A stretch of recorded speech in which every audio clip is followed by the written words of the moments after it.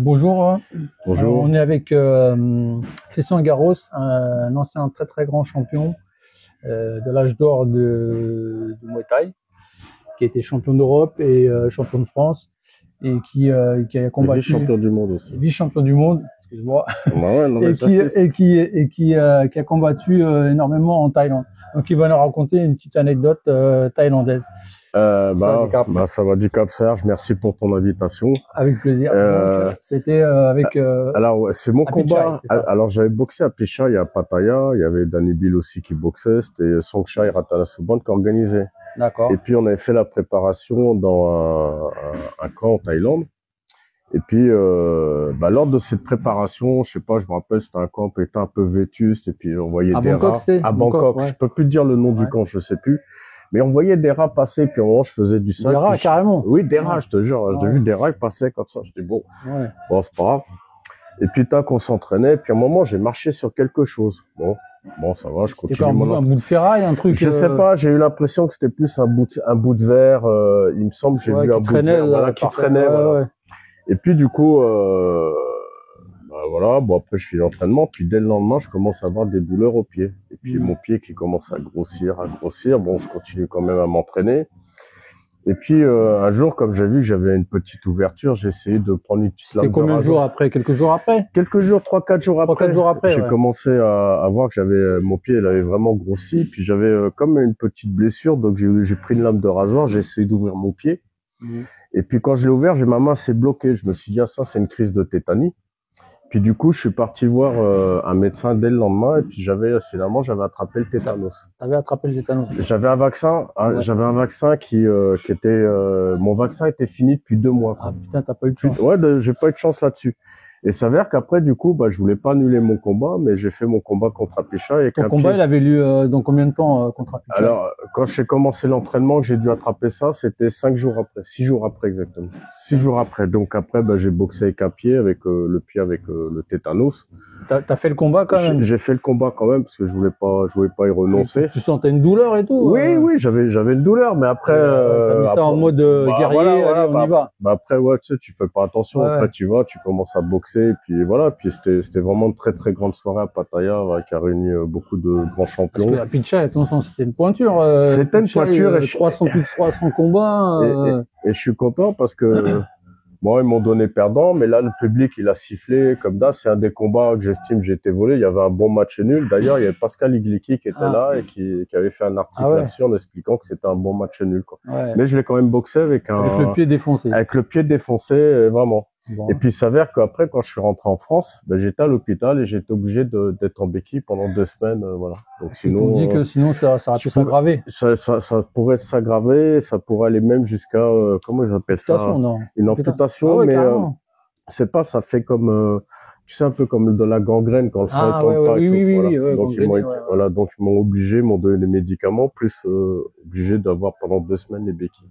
T'as eu chaud. Voilà. Ouais, non, j'ai eu chaud, mais, c'est une anecdote que, ouais, j'oublierai pas parce que, j'ai vraiment souffert, j'ai vraiment souffert et 2, j'ai quand même été boxé avec le pied comme ça. Et il est hors de question pour moi que j'annule le combat, quoi. Ouais. C'est-à-dire que même avec un tibia, une jambe en bois, j'y serais allé quand même. Ouais.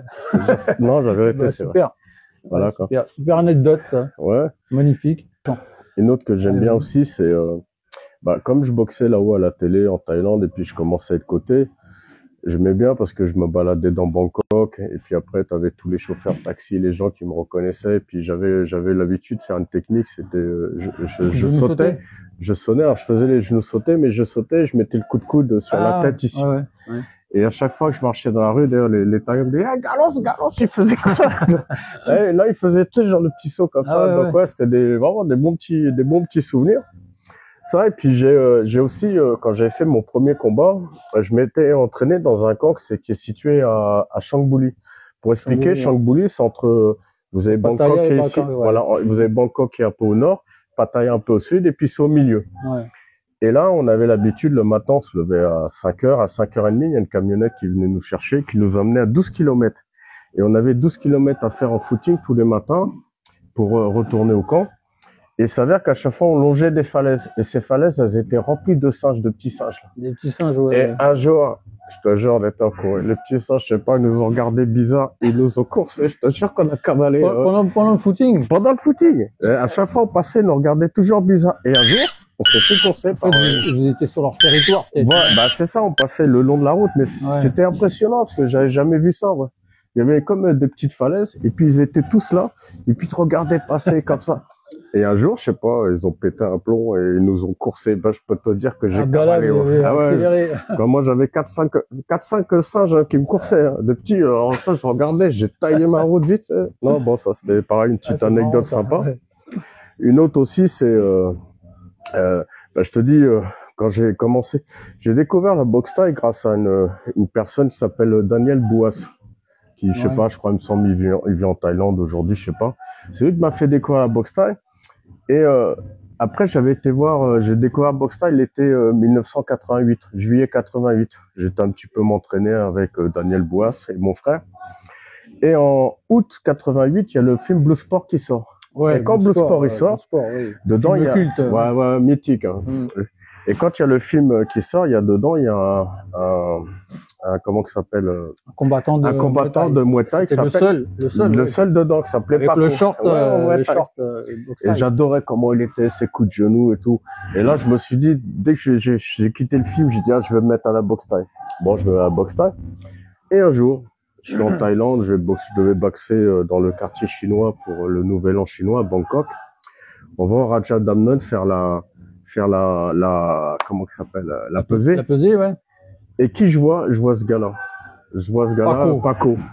Et j'ai fait, mais non. Et j'étais obligé d'aller le voir. J'ai dit, je suis obligé de te le dire. C'était un Américain. C'est un Polo Tosha, c'est son nom. D'accord. Ouais, et c'est un acteur, lui, c'est ça? Oui, c'est un acteur, oui, de films d'action et tout. D'accord. Ouais. Et lui, bah, du coup, j'étais obligé d'aller le voir. Je dis, s'il te plaît, je suis obligé de te le dire. Voilà, je lui dis, moi, j'ai commencé à boxe thaï quand je t'ai vu dans le film Blue Sport. C'est toi qui m'as fait kiffer. Ouais. Alors il me dit, oh, il m'a dit, s'il te plaît, dis-le à la télé. Donc il ramène sa télé. Donc je dis, bon, je suis devant la télé américaine. Et puis il me dit, je dis, I start Muay Thai boxing when I show this guy in a Blue Sport movie. Ah ouais. Et t'es content. Puis après, bon, on a fait notre combat. Ça s'était pas bien passé pour lui ce jour-là. Moi, ça s'était bien passé, donc ça va. Ah, il avait perdu au point. Et toi, ouais, il avait perdu au point. Toi, t'avais battu en taille. Moi, j'avais battu en taille, un bon taille aussi. Ah ouais. Donc non, ça va quoi. Voilà, t'étais dans le même vestiaire que Paco. Ouais, dans le même vestiaire parce que bah tu sais très bien qu'en Thaïlande il y a pas de vestiaire. T'as un vestiaire pour marrant, tout le monde. Ben, franchement, j'ai trouvé ça m'a toujours impressionné ça parce que ça t'es obligé d'être fort psychologiquement après. Ouais. Parce que même quand j'ai boxé au Lumpini, c'est pareil. T'as Lumpini, on est tous à côté. En plus, on est sur des tables, genre que les gens, le restaurant, tu vois. Il y a un petit restaurant dans le Lumpini. C'était là qu'on se massait sur les tables. Et puis chaque fois qu'on boxait, on se retrouvait toujours, tous les boxeurs ils étaient ensemble. Donc après, c'était marrant parce que tu vois, t'es en train de faire ton shadow, tu t'échauffes, t'as ton adversaire à côté, on jette des petits coups d'œil comme ça, on regarde un peu ce qu'il fait. Voilà. Et après, c'est pas du tout la même ambiance quand Non, mais franchement, je trouve que ça te renforce vraiment mentalement, non, mais c'est bien psychologiquement. Que t'aies eu un truc avec Paco, parce que moi, tous les deux, vous auriez pu rencontrer au Raja Van Damme. Ouais, voilà, mais comme Van Damme, j'ai eu l'occasion de le voir 2 fois parce que c'était un ami Adidas avant à l'époque. Ah ouais. Et donc il était rencontré déjà. Je l'ai déjà vu, moi une fois, il était déjà venu. En Thaïlande? Non, pas en Thaïlande. Au Derek. Au Derek, il était venu à la Courneuve. D'accord, ouais. Parce que c'était l'ami Adidas. Okay, après, voilà, pour dire après, pour revenir à la Thaïlande, ouais, j'ai plein de choses. Non, mais là, c'est déjà des bonnes petites anecdotes, là. Comme j'ai pu boxer avec, en compagnie de Dekers, il y avait Manuento et Disabang, on a boxé dans les ruines du plus vieux temple de Thaïlande, à Boulinam. Panung Mong, là? Oui, voilà. Wat Panung Mong. Ouais. Oui. Franchement, c'était, voilà. Incroyable. Et, franchement, ça a été un honneur pour moi, parce que quand j'ai su que c'était le plus vieux temple, les plus vieilles ruines C'était quoi, une organisation qui était, dehors, ils avaient c'est Songchai. Moi, je boxais que pour Songchai. Non, mais ils avaient mis le ring et tout. Oui, tout était à côté du temple. Franchement, j'ai boxé que dans 3 stades, moi. le Lumpini une fois où j'étais le premier Français à mettre un KO. Donc ça aussi, c'est un honneur pour moi parce que c'est comme si tu demandais à un gars de la boxe anglaise qui va au Madison Square Garden ou au César Palace. Qui met un KO. Voilà. Et moi, j'ai été le premier Français à mettre un KO. Là, pas le premier Français à boxer, mais le premier Français à mettre un KO. Et tu te rappelles du Thaï, non? Le Thaï, je me souviens pas parce que regarde, j'ai boxé 22, je suis à, je crois, 23 Thaï. Je pourrais te dire que je pourrais te sortir que 5 noms sinon. Les autres, je sais pas. C'est moi, j'étais en Thaïlande, on me dit, bah, un Thaï classé quand même. Oui. Il était numéro 5 de l'Olympique. Et bon, après on me disait bon tiens vas-y Garros tu boxes lui, bah, j'y allais. Moi j'ai boxé champion de Thaïlande, champion de l'Olympique, je sais même pas comment il s'appelle. Voilà, je sais même plus. Et ce qui est bien avec Songchai, c'est que j'ai pu boxer dans toute la Thaïlande. Comme j'avais boxé à Stone, tu vois, c'est une anecdote aussi, je suis content. C'était la Thaïlande contre le reste du monde. On était 10 étrangers contre 10 Thaïs. Et moi j'avais boxé un champion de Thaïlande. Je veux pas dire son nom, je m'en souviens pas. Mais je suis content, j'étais le seul à avoir gagné. De tous les étrangers, je suis le seul qui ait gagné. Alors je peux te dire, super souvenir. J'étais vraiment, j'étais impressionné. Bon, donc c'était bien, quoi, et on s'entraînait bien. Super. Et ben écoute, merci beaucoup. Je t'en prie, avec plaisir. Hein, merci beaucoup. Toujours un plaisir de te voir. Et ça, c'est des anecdotes mémorables et des anecdotes thaïlandaises qui vont rester gravées en vidéo. Voilà, merci à toi. Kopkun Makap.